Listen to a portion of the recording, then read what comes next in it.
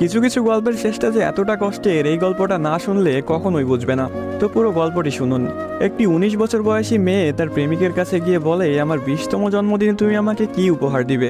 ছেলেটি মুচকি হেসে বলল, এখনো তো অনেক সময় আছে, আর সময় হলে তুমি তোমার জন্মদিনের উপহার পেয়ে যাবে।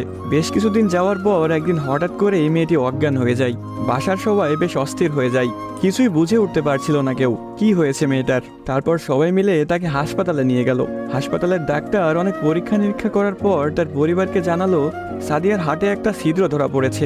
এখন যদি খুব তাড়াতাড়ি হার্ট পরিবর্তন না করা হয়, তাহলে হয়তো সাদিয়াকে আর বাঁচানো সম্ভব হবে না। সবাই এই কথাটি শুনে কান্নায় ভেঙে পড়ল। সাদিয়ার মা বাবা কিছুতেই মেনে নিতে পারছিল না। সাদিয়ার প্রেমিক সাকিব তার বিষয়ে ডাক্তারের কাছ থেকে সবকিছু শুনে বলল, এ কিছুতেই হতে দিবে না সে। তারপর সাকিব মেয়েটির রুমে গেল, দেখলো তার ভালোবাসার মানুষটি বিছানায় শুয়ে আছে। সাকিবের কাছে যেতেই মেয়েটি বলল, সাকিব, আমি মনে হয় আর বাঁচবো না।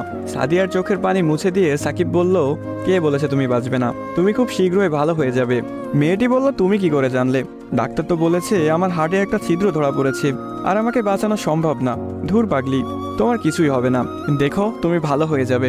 এভাবেই বেশ কিছুদিন যাওয়ার পর সাদিয়া সম্পূর্ণ সুস্থ হয়ে যায় এবং বাসায় ফিরে যায়।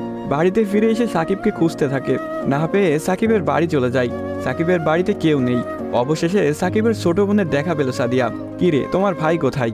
সাকিবের বোন কোনো কথা না বলে হাতের ইশারা করে সাকিবের রুমটা দেখিয়ে বলে উঠল, টেবিলের উপরে আপনার জন্য একটা চিরকুট রাখা আছে। সাদিয়া কথাটি শুনে রুমে গিয়ে চিরকুট হাতে নিয়ে পড়তে শুরু করলো। প্রিয়তমা, আমি জানি যেদিন তুমি এই চিরকুটটি হাতে পাবে সেদিন তুমি সম্পূর্ণ সুস্থ হয়ে যাবে, সবকিছু ঠিক হয়ে যাবে আগের মতো, যেমনটা আমি তোমাকে বলেছিলাম। আমি বলেছিলাম না কিছু হবে না, দেখছো তাই হয়েছে। তুমি আমার কাছে ২০তম জন্মদিনের উপহার চেয়েছিলে না? অনেক ভেবেছি, কিন্তু তোমাকে কি উপহার দিব ভেবে পাচ্ছিলাম না। তোমার অসুস্থতার কথা যখন ডাক্তারের কাছ থেকে শুনলাম, যখন বললো একটা হার্ট খুঁজতেছিল, তখন মনে হলো তোমার জন্য এর চাইতে ভালো কোনো উপহার হয় না। আমার হার্টটাই ছিল তোমার জন্য শ্রেষ্ঠ উপহার, যা আমি তোমাকে দিয়ে গেলাম। মন খারাপ করো না, আমি আকাশের ওই উপর থেকে তোমাকে সবসময় দেখব।